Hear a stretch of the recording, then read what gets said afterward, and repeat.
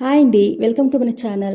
పప్పు ఉడుకు పెట్టుకున్ననే పాకం పెట్టుకున్ననే మనం మిక్సీకి రుబ్బే పని లేకుండా బొబ్బట్లు ఎలా చేసేది ఈ వీడియో చూపించిపోతున్నానండి. చాలానే టేస్టీగా ఉంటుంది, చాలా ఈజీగా కూడా మనకు టైం కూడా సేవ్ అవుతుంది. ఫస్ట్ అయితే ఒక బౌల్ తీసుకొని మెజర్మెంట్ కప్లా 1.5 కప్ అంతా మైదా అనేది వేసుకుంటానండి. 1.5 కప్ అంతా మనకి మెజర్మెంట్ మనకి ఎంత క్వాంటిటీ కావాలంటే అంత చూసుకొని వేసుకునొచ్చు. కొద్దిగా మనము సాల్ట్ అనేది వేసుకుంటాను. కొద్దిగా మనము పసుపు కూడా వేసుకొని దీని అయితే బాగా కలుపుకునేలా సాల్ట్ ఉప్పు మళ్ళీ మైదాల నీట్గా దీన్ని బాగా కలుపుకునేలా కొద్దిగా వాటర్ అనేది వేసుకొని కలుపుకోవాలండి. కొద్దిగా స్మూత్గా కలుపుకోవాలి. మనము చపాతీ పూరి అలా కాకుండా స్మూత్గా ఉండాలా, మనకి చేతికి అంటుకోవాలా, అలా కలుపుకోవాలా. అంటే వాటర్ అనేది ఒకేసారి వేయద్దండి, కొద్దిగా వేసి కలుపుకోవాలా. చాలా ఈజీగా చేసుకునేచ్చండి, టైం కూడా మనకి సేవ్ అవుతుంది. అలాగే మనకి ఈజీగా మనకి చిన్నోళ్ళు కూడా చేసుకునేచ్చండి. ఈ మెథడ్లో అయితే ట్రై చేయండి, చాలా బాగుంటుంది బొబ్బట్టు అనేది. ఇలా చూడండి, మనకి చెయ్యికి అనేది ఇలా అంటుకోవాలా. ఇది బాగా అంటుకున్నాక దీనికైతే ఒక 2 to 3 టేబుల్ స్పూన్ అంతా నెయ్యి వేసుకుంటా ఉన్నాను. మీకు నెయ్యి కావద్దు ఉంటే ఆయిల్ కూడా వేసుకునొచ్చు. నేనైతే ఒక 2 టేబుల్ స్పూన్ అంతా నెయ్యి వేసుకొని ఒక 10 మినిట్స్ అనేది దాన్ని అలాగే వదిలేలా మూసి పెట్టేసి ఇంకొక కాఫీ బౌల్ అనేది తీసుకొని అందులో 3/4 కప్ అంతా బెల్లం అనేది వేసుకుంటాను. మీకు టేస్ట్కి మీకు బెల్లం అనేది చాలా కావాలంటే కూడా చాలా వేసుకునొచ్చండి. నేనైతే 3/4 కప్ అంత బెల్లం వేసుకొని 1 కప్ అంత వాటర్ వేసుకొని, మనకి ఇది పాకం అలా ఏమీ అవసరం లేదండి. బెల్లం కరిగితే మనకి బెల్లం సిరప్ రెడీ అయితే చాలండి. అది రెడీ అయింది. దాన్ని అయితే ఒక సైడ్కి పెట్టుకునేసి అదే స్టవ్ పైన ఇంకొక పెనం అనేది పెట్టుకొని అందులోకి మనం బెల్లం యావది వేసుకుంటామో కప్లో వేసుకుంటామో అదే కప్లోనే 1 కప్ అంతా శనగపిండి అనేది బేసన్ వస్తుంది కదండి. శనగపిండి అనేది వేసుకొని మీడియం ఫ్లేమ్ పెట్టుకొని ఒక 2 మినిట్స్ పడుతుందండి. దీన్ని మీడియం ఫ్లేమ్ పెట్టుకొని బాగా దీన్ని మనం డ్రై రోస్ట్ తర మనం చేసుకోవాలా. చాలానే బాగుంటుంది.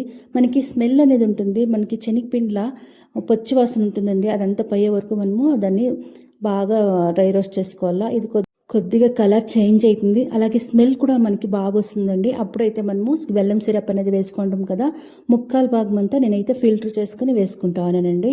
మళ్ళీ 1/4 భాగం అనేది కరెక్ట్గా మనకి 1 కప్ సరిపోతుంది వాటర్ అనేది.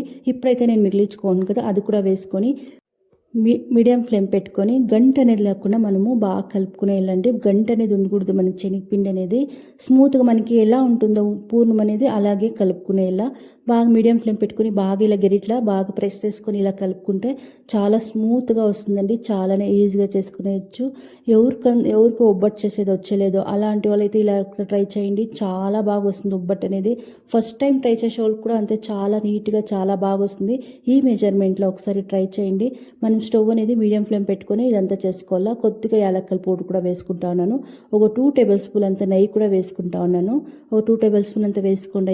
ఇప్పుడు చాలా బాగుంటుంది. పూర్ణంకి అయితే వేసుకుంటే మనకి చాలా బాగుంటుంది. ఇలా బాగా దీన్ని కలుపుకునేసి బాగా స్టవ్ కొద్దిగా ఉడుకున్నప్పుడే నీట్గా కలుపుకునేసి స్టవ్ ఆఫ్ చేసుకునేటల్లా దీన్ని. మనం నెయ్యి వేసుకున్నాక చాలా చేప అనేది మనము స్టవ్ పైన అనేది ఉండకూడదు, అది గట్టిగా అయిపోతుంది పూర్ణం అనేది. ఇప్పుడైతే ఇది రెడీ అయింది కదా, దీని అయితే స్టవ్ ఆఫ్ చేసి ఒక సైడ్కి అనేది మనం పెట్టుకునేసి ఇంకొక ప్లేట్ అనేది తీసుకోవాలా. ప్లేట్ అనేది తీసుకుని అందులోకి వేసుకొని మనకి వేడిగా ఉన్నప్పుడే ఇలా మనం బాగా ప్రెస్ చేసుకొని ఒత్తుకోవాలండి. కొద్దిగా చల్లారింది దీన్ని కూడా అది గట్టిగా అయిపోతుంది కాబట్టి ఫస్ట్లోనే మనము కొద్దిగా మన చేతులని ఇలా ప్రెస్ చేసుకొని ఒత్తుకుండా మనకి పూర్ణం అనేది చాలా బాగా స్మూత్గా అనేది వస్తుంది. సేమ్ మనకి పప్పు ఉడుకు పెట్టుకుంటే ఎలా ఉంటుందో అలానే వస్తుంది. ఇప్పుడైతే చూడండి, మనకి ఇట్లా వండుకోవాలంటే అలా చేసుకొని సైడ్కి అనేది పెట్టుకునేదాము. మనం పిండి కలుపుకుంటాం కదండి. నేనైతే ఒక 15 మినిట్స్ పాటు అలానే వదిలేసింటిని. ఇలా ఎత్తినప్పుడు చూడండి, ఇప్పుడు మనకి ఎలా వస్తుందో సాగినట్లు అలా ఉండాలా. అప్పుడే మనకి బొబ్బట్టు అనేది చాలా బాగా వస్తుంది, చాలా స్మూత్గా కూడా ఉంటుందండి. ఇలా మనకి ఎంత కావాలో అంత ఇలా మన పూర్ణం ఎంత ఎత్తుకుంటామో అంతే సైజులో మనము పిండి కూడా మనము అలా ఎత్తుకోవాలా.